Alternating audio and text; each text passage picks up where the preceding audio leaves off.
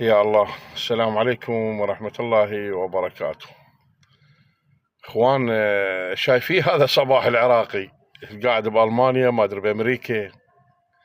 صباح العراقي من اهل الحلة اللي كان مفوض، مع احتراماتي للرتبة واحتراماتي للسلك الشرطة، مفوض بالشرطة.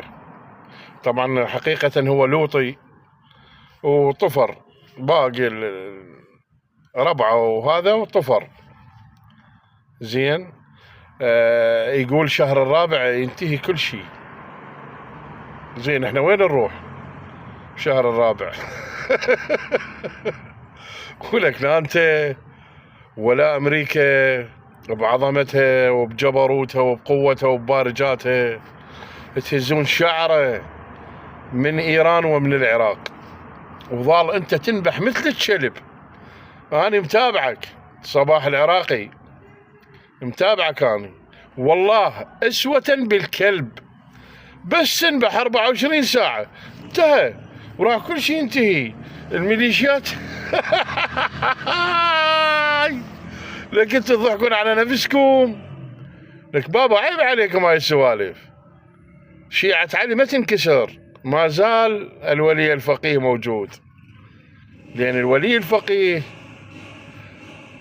نائب الإمام المهدي عجل الله فرجه وسهل الله مخرجه. بابا جاي تحجون، ظلوا انتوا هناك وهرجوا.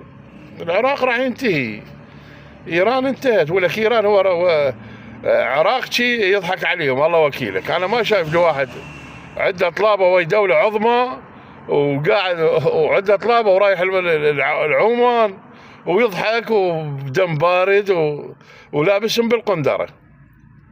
فعمي صباح ابن رافعة الساقين، لان على ابوك لا حتى عارضك. اخوان عذرا، انا بعد هاي اللغه مالتي. كل واحد يبغض الشيعة ويبغض المذهب ويبغض العراق ويبغض ايران، هاي اللهجه مالتي وياه. عذرا يعني، خاف تقولون هذا لسانه. فهذا تقديرهم يعني، صباح وغير صباح وستيفن واحمد البشير وقحطان عدنان.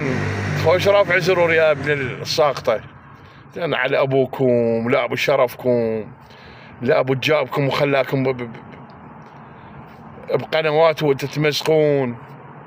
ولك قحطان عدنان خلنا شويه اليوم، خلنا نستلمك فد نص ثانيه. قحطان عدنان ولك غير المقاطع مالتك انتشرت ورافع زرور مثل القحبه.